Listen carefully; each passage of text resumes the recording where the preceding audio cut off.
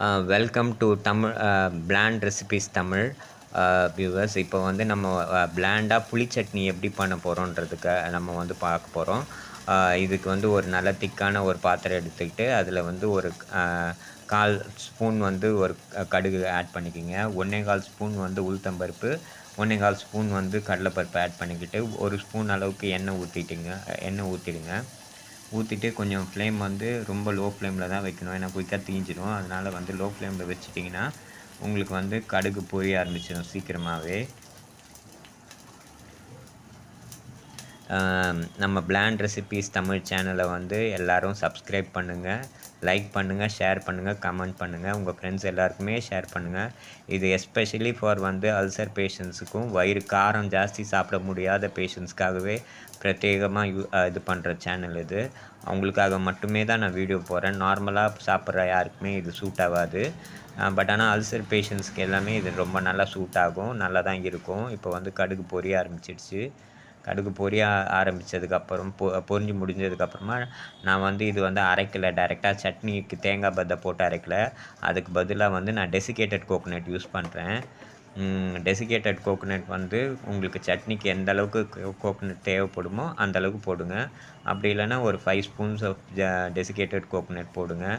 இது புளி சட்னின்றதுனால நான் வேறு எந்த இன்க்ரீடியண்ட்டும் ஆட் பண்ண போகிறதில்ல. டெசிகேட்டட் கோகோனட் ப்ளஸ் புளி, கருவேப்பிலை அவ்வளோதான் ஆட் பண்ண போகிறேன். உப்பு.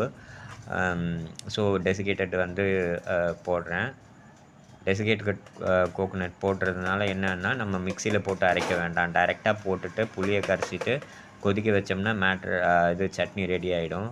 சப்போஸ் தேங்காய் பத்தை போட்டு அரைக்கணுன்னா மிக்சியில் அது ஒரு டேஸ்ட் வரும். இதுவும் நல்லா தான் இருக்கும். பட் ஆனால் மிக்சிலெலாம் போட்டு அரைச்சிக்கிட்டு கொண்டுட்டு இருக்க முடியாதுன்றதுனால இது கொஞ்சம் ஈஸி வே ஆஃப் குக்கிங்.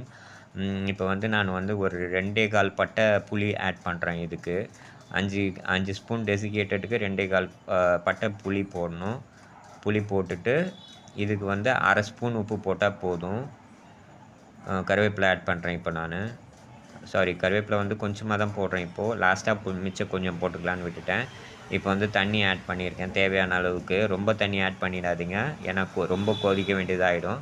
ஓரளவுக்கு தண்ணி ஆட் பண்ணிங்கன்னா ஒரு 20 மினிட்ஸ்லேயே போதுமான அளவுக்கு இருக்கும் கொதிக்கிறது. இப்போ வந்து ஒரு 1/2 ஸ்பூன் கொஞ்சம் 1/2 ஸ்பூனுக்கு கொஞ்சம் ஜாஸ்தியான அளவுக்கு உப்பு போட்டால் போதும். அதுக்கு மேலே போட்டிங்கன்னா கரைக்க ஆரம்பிச்சிடும். இது கொஞ்சம் லைட்டாக கொதிக்க வச்சுருக்கேன். இப்போது நான் ஒரு 1 or 2 மினிட்ஸ் கொதிக்க வச்சுருக்கேன். ஸோ தட் வந்து புளி வந்து சாஃப்ட் ஆகிடும்ன்றதுனால கொதிக்க வச்சுட்டு கொஞ்சம் ஆற வச்சுருக்கேன். ஆறினதுக்கப்புறமா புளியை கரைக்க ஆரம்பிச்சிட்டேன்.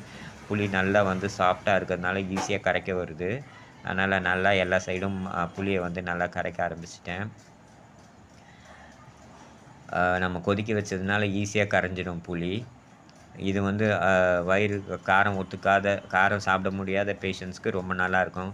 கூட ரொம்ப சின்ன குழந்தைங்களுக்கும் இது ரொம்ப சூட்டபுளாக இருக்கும். ஏன்னா அவங்களுக்கு காரம் பிடிக்காது. காரம் பிடிக்காமல் இருக்கிறவங்களுக்கு இப்படி சாப்பிட்டாங்கன்னா சின்ன குழந்தைங்களுக்கும் இது ஹெல்ப்ஃபுல்லாக இருக்கும். இந்த டைப் ஆஃப் சாப்பாடு வந்து, ஏன்னா சின்ன பசங்க காரம் அதிகமாக லைக் பண்ண மாட்டாங்க. ஸோ அதனால் அவங்களுக்கும் ட்ரை பண்ணலாம். அல்சர் பேஷண்ட்ஸ்க்கும் ட்ரை பண்ணலாம். சிக்காக இருக்க பேஷண்ட்ஸுக்கும் வந்து, ஏன்னா டாக்டர் அட்வைஸ் பண்ணியிருப்பார் காரம்லாம் அதிகம் சாப்பிடக்கூடாதுன்ட்டு. அந்த மாதிரி பேஷண்ட்ஸ்க்கும் வந்து நீங்கள் வந்து இதை வந்து யூஸ் பண்ணிக்கலாம். ஸோ இப்போ நான் நல்லா கரைக்க ஆரம்பிச்சிட்டேன். இந்த வீடியோஸ் எல்லாம் பார்த்துட்டு உங்கள் ஃப்ரெண்ட்ஸுக்கு கண்டிப்பாக ஷேர் பண்ணுங்கள். என்னோடய சேனலை சப்ஸ்கிரைப் பண்ணுங்கள், லைக் பண்ணுங்கள். முக்கியமாக உங்களோட கமெண்ட்ஸ் கொடுங்க. இதுக்கு சப்போஸ் இதில் ஏதாவது நான் வந்து இம்ப்ரூவ்மெண்ட் கொடுக்கணும் அப்படின்னா நீங்கள் கமெண்ட்ஸ் கொடுத்தா தான் என்னால் பண்ண முடியும். ஸோ வந்து இப்போ நான் புளியை கம்ப்ளீட்டாக கரைச்சாச்சு. கரைச்சதுக்கப்புறமா வந்து ஒரு புளி இந்த இந்த இந்த சட்னி வந்து எந்த அளவுக்கு உங்களுக்கு திக்காக வேணுமோ அந்தளவுக்கு நீங்கள் கொதிக்க வச்சுக்கலாம்.